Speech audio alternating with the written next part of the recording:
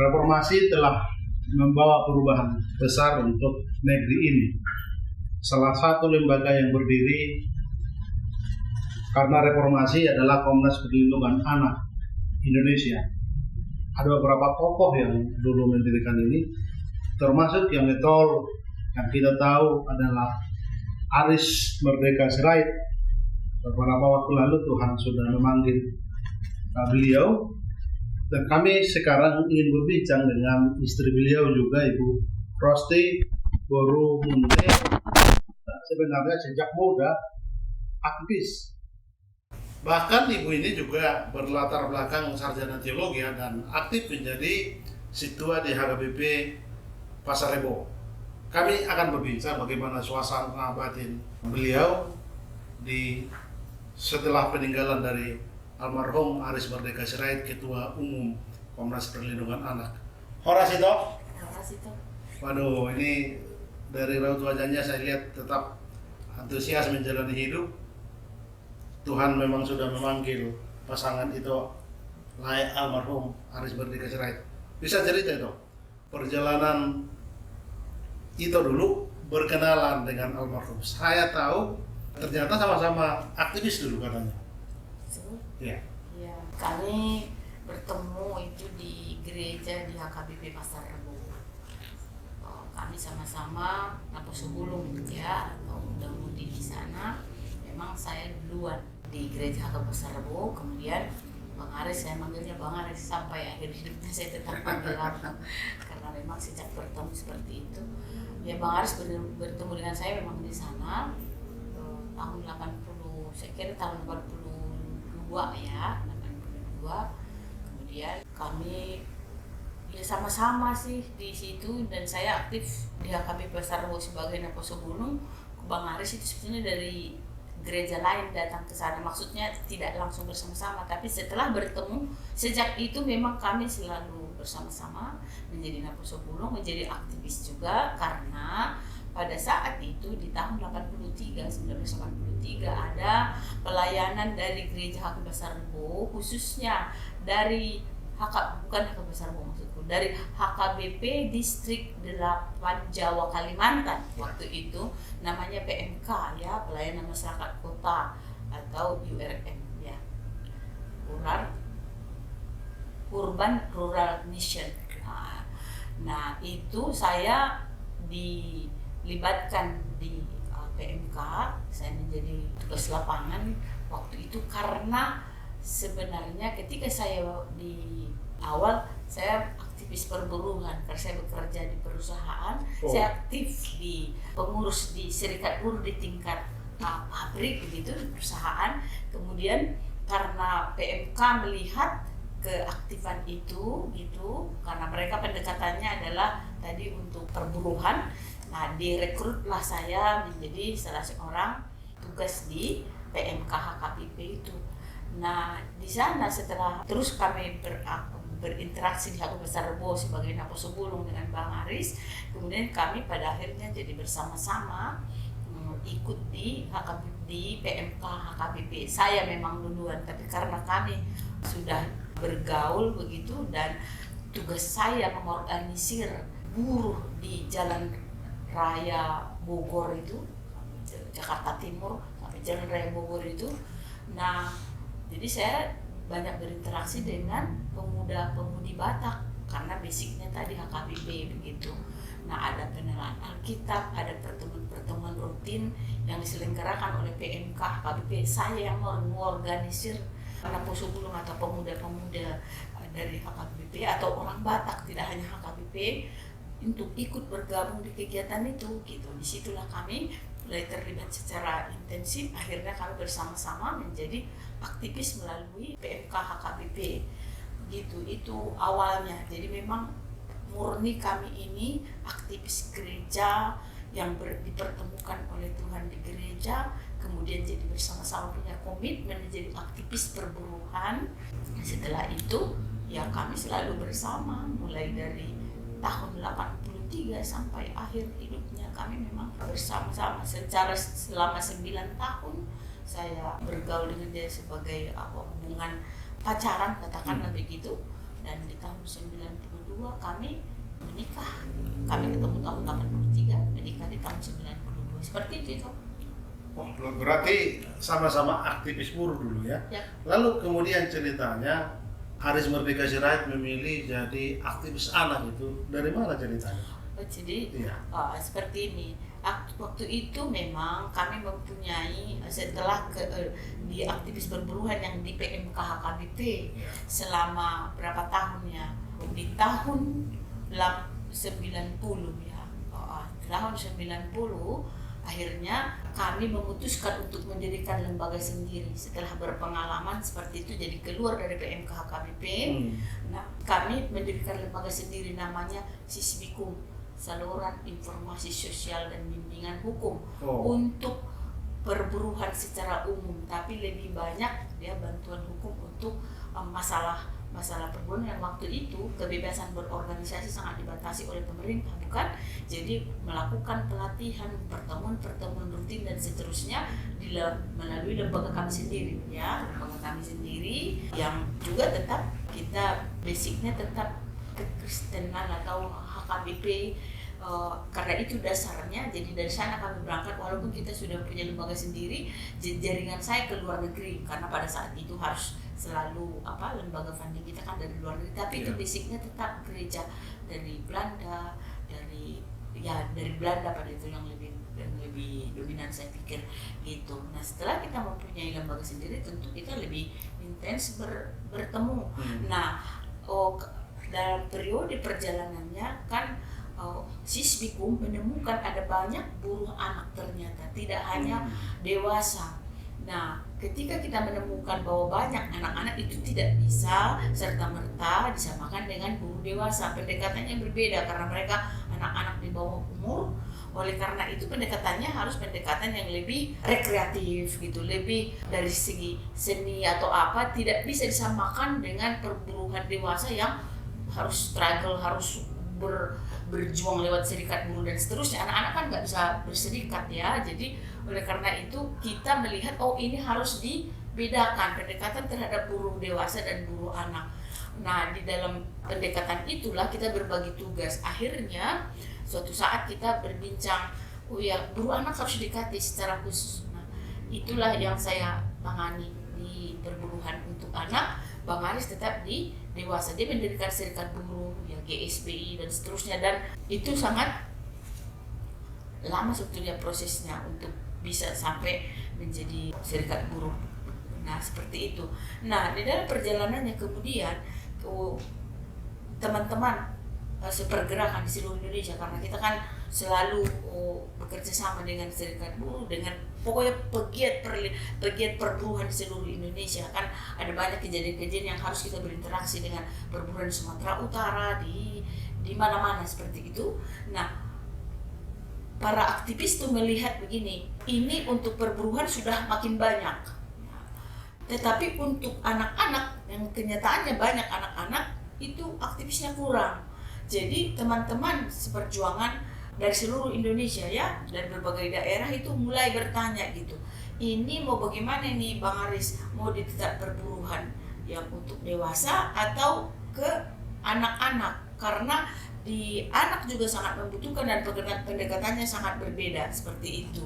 Nah, diputuskan waktu itu dia memilih ke anak karena kalau di perburuan sudah berjalan organisasinya, sudah bisa mandiri, sudah bisa banyak juga teman-teman dari seluruh Indonesia yang bergerak di perburuan dewasa. Tapi kalau untuk anak-anak sangat minim, maka kami dirikan yang namanya Kompak Indonesia, Komite Pendidikan Anak-anak Kreatif di Indonesia. Nah, itu karena pendekatannya lebih kreatif, lebih bermain dan seterusnya, karena memang mereka anak-anak.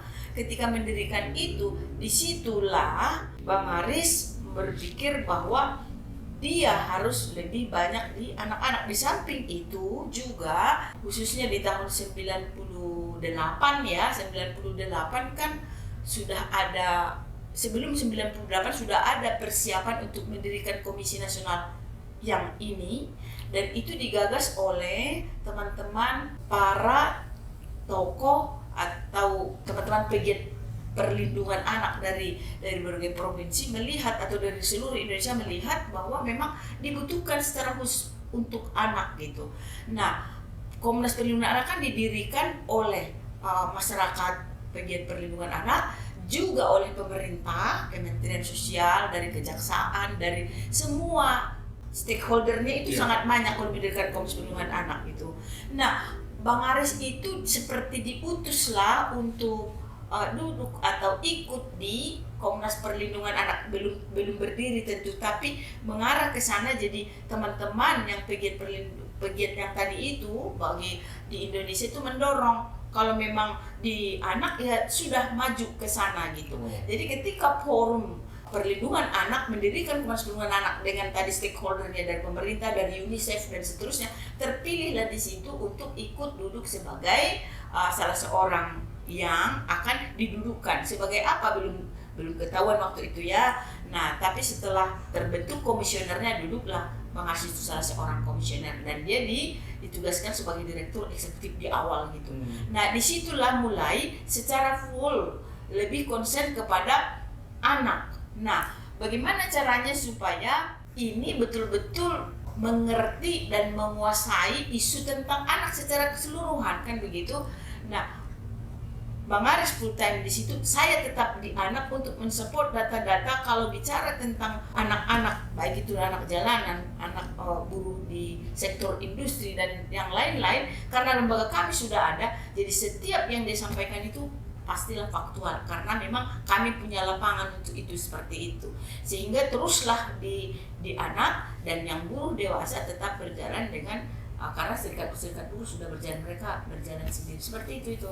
Baik, itu setahu saya dulu, saya kenal Bang Aris Merdeka Sirait ini cukup lama sebenarnya. Perkenalan kami waktu saya menulis beliau profilnya di majalah Tapian. Majalah Tapian ini bagian dari majalah Bonani Pinasa dulu.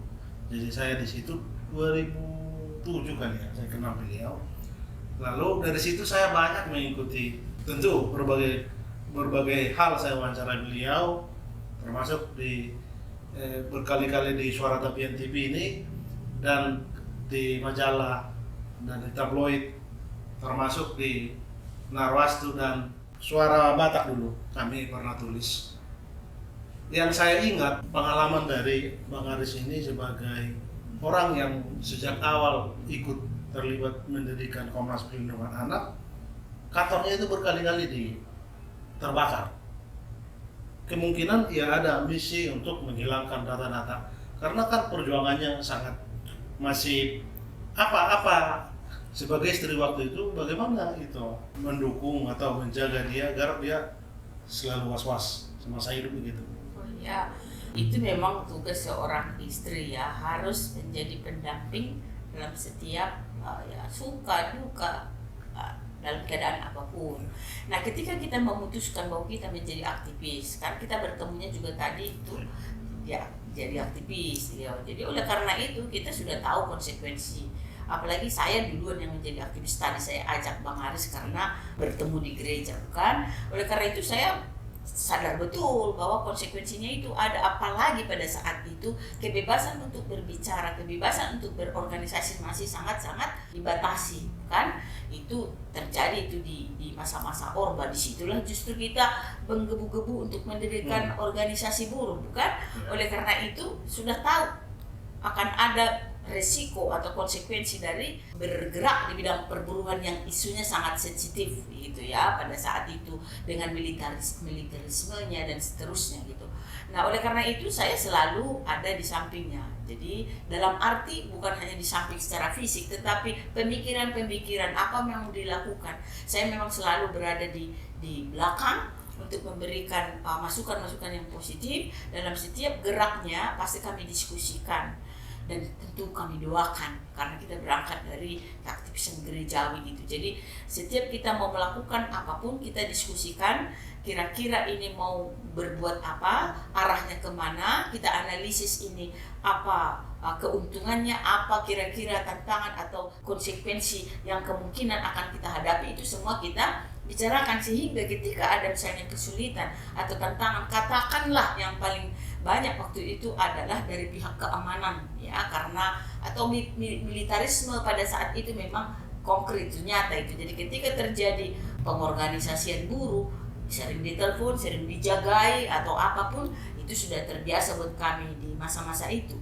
Nah, apalagi kalau sudah pergi di Komnas Perlindungan Anak, ini lembaga sebenarnya tidak mutlak dimiliki oleh Bang Haris ataupun perorangan, bukan, karena ini didirikan bersama-sama tadi stakeholdernya juga dari pemerintah, dari UNICEF, dari masyarakat, dan semua stakeholder itu adalah memberikan perhatian dan kesungguhan, karena ini lembaga pertama ya yang khusus konsen dengan isu anak di Indonesia.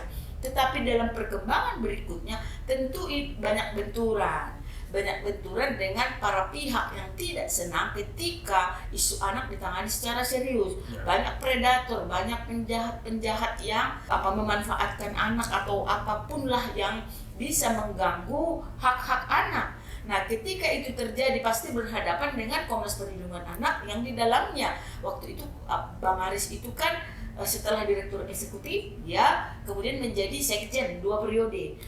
Yang waktu itu ketuanya memang Seto Mulyadi. Nah, berikutnya sudah jadi ketua 2 periode pula gitu kan. Oleh karena itu kan asam garam banyaknya yang kita dihadapi oleh Komnas Perlindungan Anak sudah tahu. Disitulah ketika ada isu-isu yang sensitif yang dianggap itu bisa mengganggu pihak-pihak lain, kita nggak bisa menuduh siapapun. Disitulah itu terjadi yang itu katakan tadi, pernah dibakar khususnya di bagian pusat data informasi seperti itu untuk menghilangkan data dan seterusnya gitu.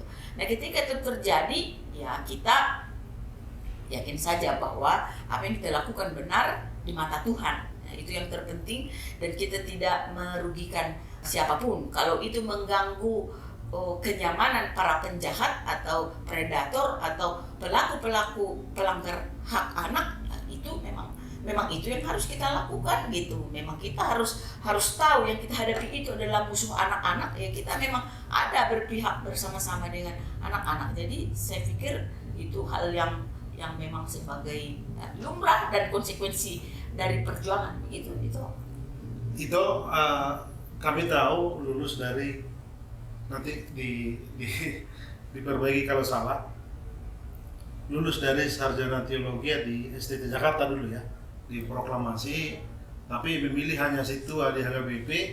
Saya ingin bertanya soal HKBP ini, karena berkali-kali saya wawancara dengan Aris Merdeka Sirait, ada kerinduan dia di HKBP. Dia selalu dengungkan itu, termasuk ingin ada lembaga yang menangani khusus di HKBP itu anak begitu. Sampai akhir hidupnya itu belum terwujud. Kira-kira pernah nggak itu sebagai pasangannya bercerita, karena memang sangat terkait ini, apa kerinduan dia untuk gereja sebenarnya? Iya, sebenarnya kalau kerinduan itu tentu ada ya. Nah, saya memilih untuk tidak menjadi pendeta pun itu adalah bagian dari pergumulan bersama. Artinya kalau saya jadi pendeta, itu harus saya melapor ke pusat dan saya harus bersedia ditempatkan di mana saja. Itu berarti saya tidak bisa melanjutkan pengorganisasian atau bersama-sama di Jakarta ini, karena masalah yang kita tangani kan awalnya di Jabodetabek lah, katakan seperti itu. Kalau saya menjadi pendeta berarti kan saya harus ikut aturannya HKBP, walaupun saya minta akan di sini, belum tentu itu, tidak ada kebijakan soal itu.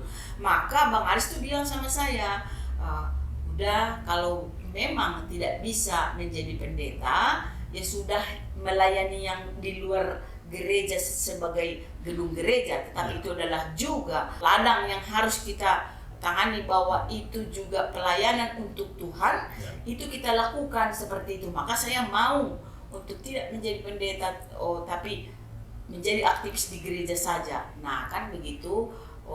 Tapi di dalam perjalanan berikutnya gereja meminta supaya saya jadi sintua, kan begitu. Nah, saya berpikir, dan itu juga tetap berdiskusi, bahwa sintua pun bisa melakukan hal yang tetap untuk melakukan pelayanan, tidak harus jadi pendeta, si tua pun jadi kan gitu. Bahkan semua itu kalau melakukan tugas-tugas gerejawi kita parhalado, tapi parhalado adong atau ada yang mempunyai tahbiskan ya? Ya, Tahbiskan tahbisan. ya. Ada yang tahbisan, ada yang naso tahbisan, Ya. bukan tahbisan seperti itu. Jadi kita memahaminya seperti itu, maka tidak menjadi masalah, si tua pun jadi gitu. Seperti itu sih Toh. Jadi Bang Aris itu selalu mendukung apa yang saya lakukan di gereja, dan sebaliknya saya selalu juga mendukung dia. Bahkan memang yang utama haruslah ini, maka saya bertahan untuk tidak menjadi pendeta kan karena perjuangan di luar gereja sebagai institusi, sebagai gedung gereja ya, sebagai institusional kan nggak bisa langsung kita meyakinkan yang ini pelayanan harus diakui oleh gereja, nggak bisa gitu. Walaupun kita tadi basicnya dari HKBP, ternyata nggak semudah itu kalau mau kita mengadakan ini harus diakui oleh gereja bahwa pelayan kami ini betul-betul milik gereja, nggak bisa seperti itu gitu. Tetapi ada jalan lain. Kami itu tergabung misalnya di jaringan lembaga pelayanan Kristen di Indonesia. Lembaga itu berdiri dan banyak sekali di situ lembaga pelayanan Kristen. Saya pikir hampir 400-an di seluruh Indonesia tergabung di sana di JKLPK itu. Dan saya pengurus di situ. 2 periode saya pengurus di JKLPK. Supaya maksudnya adalah ini gerakan ini harus dimasifkan, harus disebarkan ke semua gereja, tidak hanya di HKBP begitu. Jadi walaupun secara HKBP secara organisatoris tidak memang menjadi pemilik dari lembaga atau pekerjaan yang kami lakukan, tapi kalau semangatnya, misinya itu tetap, karena kita tergabung di jaringan kerja lembaga pelayanan Kristen. Yang dulu itu ketuanya pernah itu Pendeta Gomar, yang sekarang itu ketua PGI. Itu kami bersama-sama di sana. Artinya ini sudah sangat lama sekali itu gerakan yang kita lakukan. Baru kita melebar kemana-mana, ke Komnas, kemana. Tapi misinya adalah ke atas ini gitu. Tidak bisa diakui di dalam institusi HKBP secara formal kita dibiayai atau didukung, tetapi kita yakin dan percaya di luar itu pun karena keterbatasan gereja belum sampai pemahamannya ke sana pada waktu itu, ya semua orang-orang Kristiani yang mau bekerja seperti ini tetap didukung oleh semangat ya ke atas kan gitu. Seingat kita, Aris Merdeka Sirait ketika hidup aktif menjadi pembela untuk anak-anak. Dia panjang rambutnya dan tidak takuti anak-anak itu. Dia menentang kekerasan pada anak, apalagi hal-hal yang sangat sensitif itu dia akan perjuangkan. Bahkan di pengadilan dia selalu berani berbantah dengan pihak yang berperkara dengan kalau anak tidak diperjuangkan begitu. Apa yang itu lihat dari semangat spirit yang dia lakukan? Karena ungkapan-ungkapan dia misalnya kan, iblis menang saat orang baik berdiam diri begitu. Jadi memang kita ini tidak boleh diam terhadap ketidakadilan. Kita ini diperintahkan oleh firman Tuhan untuk menyampaikan kabar baik kepada orang-orang tertindas, kepada orang-orang di penjara, kepada orang terlantar, dan seterusnya. Kan itu misi yang kita pegang. Oleh karena itu, maka dalam setiap kesempatan ketika terjadi hal-hal yang tidak baik, kita wajib untuk menyuarakan itu. Dengan bagaimana caranya? Sesuai dengan kapasitas kita, di mana bidang kita. Bang Aris kan dia sudah diberi talenta oleh Tuhan, bisa berbicara dan banyak relasinya dengan para wartawan, media di seluruh Indonesia, mulai dari pusat sampai ke daerah-daerah, itu berkawan dengan dia, ya.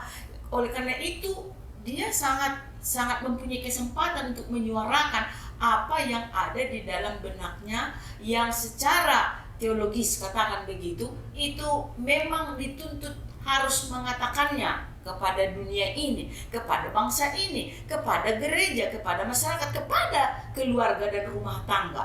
Itu harus dilakukan. Media lah yang paling efektif. Oleh karena itu, Bang Aris itu, saya puji Tuhan memang sangat dekat dengan para jurnalis, ya. Mau media kecil, mau besar, untuk dia sama saja. Dia selalu meresponi ketika ada orang bertanya, meminta pendapat. Dia tidak membedakan semua pekerja jurnalistik gitu. Jadi kesempatan untuk menyampaikan itu apa yang harus dilakukan oleh gereja, oleh negara, oleh pemerintah, oleh masyarakat, oleh rumah tangga. Jadi bisa disuarakan seperti itu. Jadi memang Tuhan yang memberikan kesempatan seperti itu. Harus berani mengatakan ya, kalau ya, tidak kalau tidak, seperti itu. Kalau itu saya bisa saksikan itu ya. Saya juga tahu Haris Merdeka Sirait itu juga pernah menjadi wartawan dulu ya, sebelum jadi aktivis anak. Dan kami sebagai media di budaya Suara Tapian punya rubrik khusus anak Indonesia untuk menghandle berita-berita dari Komnas Perlindungan Anak. Itulah dulu itu merespon itu. Satu hal lagi yang mau kita tanyakan terkait dari begitu aktifnya dia tiap hari di semasa hidup, lalu lalang kemana-mana ke kota. Hari ini di kota ini, besok bisa di kota yang lain begitu. Terutama di masa COVID-19. Kita tahu dia terus berupaya untuk membela, mengadvokasi keadilan untuk anak, dan beliau sempat kena COVID juga ya. Bisa cerita tuh bagaimana ketidaktakutan dia tetap berjuang di kondisi yang sangat menakutkan di masa COVID itu. Sebetulnya itu tantangan soal penyakit bukan hanya di masa COVID. Di tahun 2015, Bang Haris itu sudah kena serangan jantung dan sudah pasang ring. Waktu itu sudah sangat-sangat kritis, tinggal 5% sebetulnya. Ketika saya larikan dia ke rumah sakit dari satu waktu itu pestanya kami jadi tulang ya, anaknya siapa yang di Metro TV, Saragi. Oh, Elman Saragi. Dia menikahkan putrinya, kami ada di sana. Dari situlah mulai serangan jantung, saya bawa ke rumah sakit pada saat itu langsung dipasang ring. Sejak itu sebetulnya sudah ada tantangan soal penyakit, tetapi itu tidak pernah memutuskan semangatnya atau memadamkan semangatnya untuk tetap melakukan gerakan khususnya untuk perlindungan anak di Indonesia. Dan saya pun mendukung itu. Karena apa? Karena saya pikir juga kan sepakatlah bahwa sakit, penyakit atau apapun itu tidak menghambat kita untuk berbuat baik, untuk melakukan apa yang kita yakini Tuhan perintahkan dan Tuhan senang kalau kita melakukan itu. Jadi proses di dalam mulai dari 2015 itu, bayangkan sekarang udah 2023. Artinya selama 8 tahun ini Bang Haris itu bukan dalam kondisi baik-baik saja kalau dari kesehatan. Tapi terus saya dampingi, berobat secara rutin. Tentu kalau sakit jantung itu nggak ada berhenti berobatnya, harus kontrol dan mengkonsumsi obat terus-menerus. Tapi puji Tuhan sampai meninggal dia jantungnya itu baik-baik saja, karena di tahun 2021 sebetulnya udah pasang ring lagi, sudah 4 itu. Tetapi tidak membuat apapun menurun dari semangat kami untuk melakukan itu, karena yakin bahwa yang kita lakukan itu adalah baik di mata Tuhan. Khusus di COVID-19, di situ banyak masalah justru. Ketika orang mulai tiarap, tidak lagi bergerak untuk membela anak-anak, kemudian dia bilang sama saya, kalau kita biarkan seperti ini bagaimana? Terus masa ya kita diam, anak-anak banyak masalah. Nah oleh karena itu ya kita sepakat, kalau begitu bagaimana? Ya kita tetap jalan. Nah kalau pengaduan kasus kan terus-menerus memang.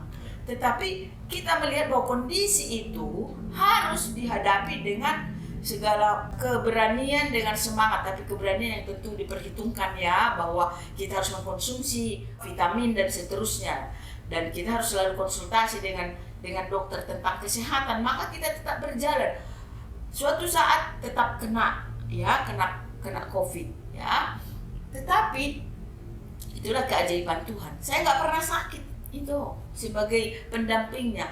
Dia kena serangan COVID, saya yang bawa ke rumah sakit, saya tetap peluk, saya tetap rawat di rumah, karena waktu itu kakak duli saya, abangnya Pendeta Midian Sirait, preses di DKI ini juga meninggal. Jadi kami tidak bisa ke sana. Artinya dalam kondisi yang seperti itu pun kita harus tetap kuat. Kita yakin bahwa segala sesuatu itu Tuhan lebih tahu mana yang harus kita jalankan. Jadi tidak pernah menyurutkan semangatnya. Sembuh dari penyakit selama hanya 6 hari ya puji Tuhan juga memang Rumah Sakit Polri itu memberikan pelayanan yang terbaik. Karena kita selalu bersinergi dengan mereka menangani kasus ke berbagai wilayah di Indonesia. Jadi ketika sakit ditangani, dipromoter namanya, jadi itu pelayanan paling bagus selama seminggu saja sudah sembuh. Tapi itu tadi keajaiban, dokter juga heran kok saya nggak kena. Ya supaya saya bisa tetap menemani dia, mengunjungi dia di rumah sakit walaupun tidak bisa berpegangan, tapi saya bisa komunikasi lewat TV, bisa berkomunikasi sampai dia sehat gitu. Jadi dia sakit dimulai dari 2015, saya nggak pernah sakit itu. Jadi saya bisa mendampingi dia terus menerus sampai akhir hayatnya. Saya nggak pernah tidak menemani dia sejak dia jatuh sakit di 2015, keliling Indonesia kemanapun saya selalu ada bersama dia untuk menemani seperti itu. Berapa tahun kemudian itu terus hampir tiap hari berjalan dengan Aris Merdeka Sirait sebelum meninggal? Karena saya ingat sebelum Tuhan memanggil dia, kami penerbit diajak ke rumah berbincang mungkin 3 atau 4 hari sebelum kabar meninggal. Dia masih bercerita pada kami, mungkin ini juga nanti kita bisa clearkan, bisa ceritakan lebih lengkap. Dia bercerita bahwa dia tiba-tiba di rumah sakit seperti atau berdua waktu di rumah, dia dipegang anak pundaknya. Dia terbangun dan dia lebih sehat, pulih dan bersemangat begitu menceritakan itu. Bisa cerita tentang ini? Iya, jadi betul.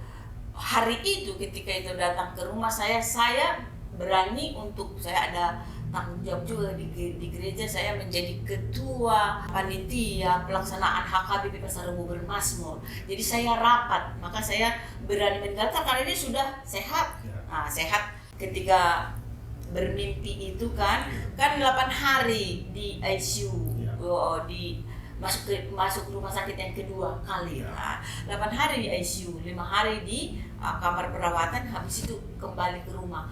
Memang Bang Aris itu bermimpi, dia dipegang oleh seorang anak dari belakang, kemudian yang wajahnya bersinar, kemudian dia merasa dikuatkan gitu.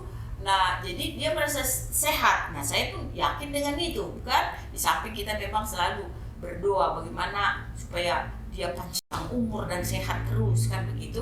Nah, itu yang kedua kali masuk rumah sakit memang masih pulih. Bahkan suatu saat pagi-pagi dia bilang sama saya begini, dia berdoa keras-keras suaranya. Dia bilang, dengar nggak Ros saya berdoa? Karena saya ngantuk, saya dengar tapi tidak jelas sekali apa yang abang bilang gitu. Oh ya, saya minta supaya Tuhan menyembuhkan saya. Dan saya sembuh. Dia berdiri dan dia berjalan-jalan, dia menari-nari menunjukkan kepada saya bahwa dia sudah sehat gitu. Oh, saya optimis sekali waktu itu, ya kan, karena dia menunjukkan bahwa dia sehat gitu. Nah, tapi itu kan yang kedua kali, ya. Artinya sebetulnya memang ada masa sehat itu, tapi karena semangat inilah banyak yang harus dilakukan. Kami masih tetap pergi ke luar kota, harusnya jangan dulu karena itu sudah 2 kali masuk rumah sakit, sudah lewat ICU 8 hari, harusnya istirahat total dulu. Nah, inilah yang nggak bisa dipatuhi karena banyaknya tuntutan dari daerah yang harus jadwalnya sudah penuh gitu. Kemudian yang paling dia perhitungkan waktu itu adalah Hari Anak Nasional di Semarang. Karena anak-anak berkumpul di situ 2.500, kemudian dia berharap akan ya bisa dengan anak-anak itu mendengarkan aspirasi dan seterusnya. Itulah yang menurut saya terlalu kami memaksakan diri untuk hadir. Nah, jadi yang sudah kondisi yang bagus tadi itu jadi mulailah menurun setelah pulang dari Hari Anak Nasional dari Semarang, karena memang waktu itu masih sempat bertemu dengan Wakil Presiden, ada Pak Ganjar juga di sana, ada Ibu Menteri dan seterusnya, ya. Nah, setelah itu dia ingat satu agenda yang menurut dia sangat penting adalah di Universitas Nomensen di Siantar, karena cita-citanya adalah membuat kampus itu menjadi dapur untuk gerakan perlindungan anak. Nah, itu sudah dibicarakan dengan dengan dengan rektor yang di sana waktu sebelum hari kami datang itu sudah didiskusikan jauh-jauh hari dengan Profesor Sangam Sihaan. Kemudian dilanjut dengan rektor yang baru, kami sudah ke sana memperbincangkan itu. Berharap sekali nama Nomensen ini harus betul-betul seperti misinya yang awal gitu loh, membawa perubahan ke Tanah Batak dari segi pendidikan, dari segi kesejahteraan dan seterusnya.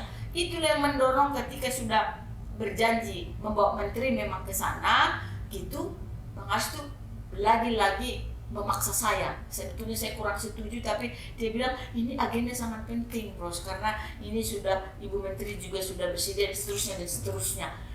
Disitulah kondisinya yang sudah bagus tadi itu drop pulang dari sana saya sudah pastikan saya akan membawa ke rumah sakit langsung. Jadi turun dari pesawat kami ketika pulang dari Sumatera Utara sudah dibopong ya, sudah nggak kuat jalan itu, dibantu 4 orang untuk menurunkan dari pesawat. Saya langsung bawa ke rumah sakit ya. Setelah itu berapa hari kemudian sembuh itu tadi di rumah, ternyata tidak bertahan lama itulah yang ketiga kali rumah sakit Polri dan itu yang terakhir. Begitu. Mungkin terakhir pertanyaan kami, kita tidak tahu memang rancangan Tuhan itu kan indah bagi kita memang sebagai manusia berharap panjanglah usia dari beliau, tapi Tuhan pasti lebih tahu apa yang terbaik, terutama untuk kita sebagai pasangan yang puluhan tahun, barangkali 40 tahun ya, sejak kenal sampai menikah dan mengakhiri masa hidup beliau. Apa yang bisa itu kenang, dan sekarang harus menjalani misi ini juga, spiritnya harus jalan terus, dan hari-hari itu bagaimana? Iya, awalnya itu saya terus terang seperti kehilangan separuh dari jiwa saya. Tetapi saya berdoa kepada Tuhan bahwa ya semua kan Tuhan yang tahu mana yang terbaik untuk hidup manusia.